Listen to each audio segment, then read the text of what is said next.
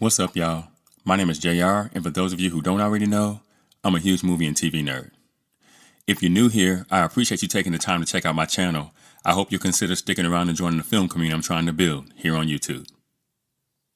So in today's video, I'm going to be talking about something I noticed at the beginning of the first season of House of the Dragon and what it could mean for the series. And just so you guys know, this video will contain spoilers, so if you haven't gotten around to watching this show yet and you don't want to know anything that happens in it, you might want to exit this video now. And with that being said, no more wasting time. Let's get into it.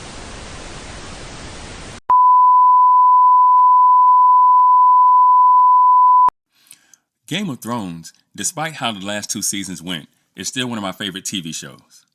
So much so that I still watch the show from start to finish once a year. And if you guys have been subscribed to this channel for long enough, you know at least that much.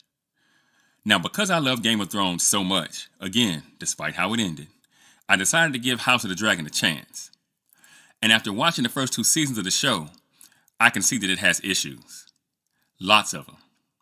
And it turns out it had them from the very, very beginning.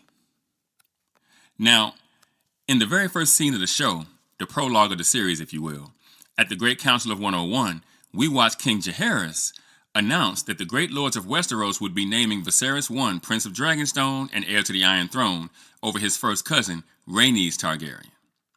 Now, this is sold to us as the catalyst, or maybe even the pre-catalyst if you really want to think about it, for the Targaryen Civil War that essentially wiped an entire great house from Westerosi history.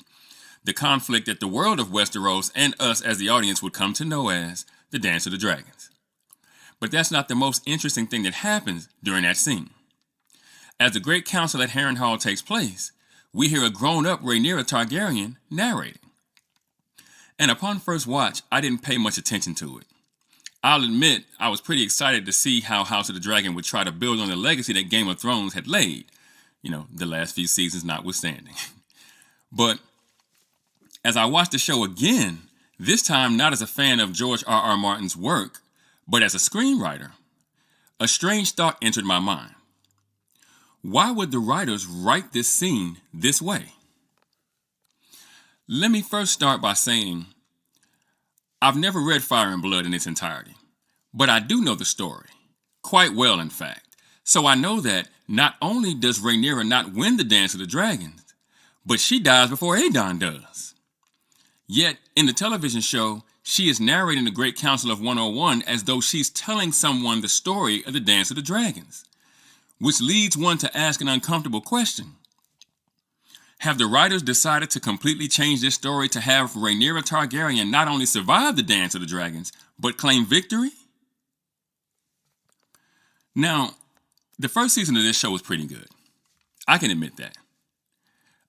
Time skips and all. It navigated those issues extremely well, in my opinion.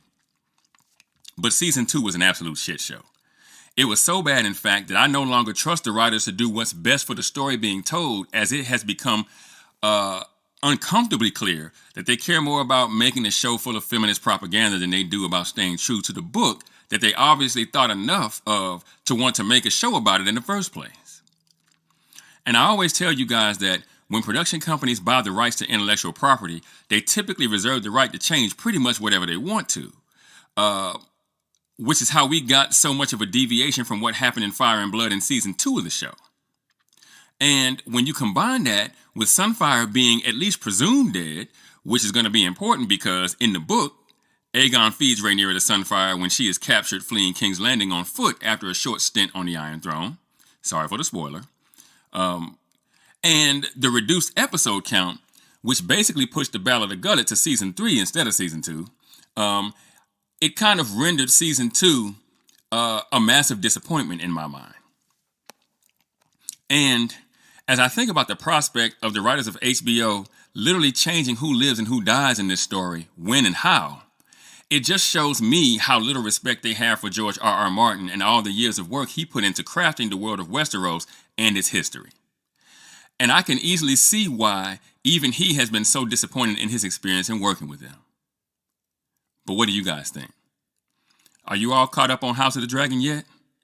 If you are, what do you think about the changes that have been made to the story so far? Let me know in the comments.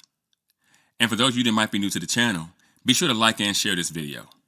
If you really like the content, be sure to subscribe and hit that notification bell. That way you'll be notified whenever I drop a new video. You can also now support this channel by leaving a super thanks. If you should be so inclined, I'd greatly appreciate it.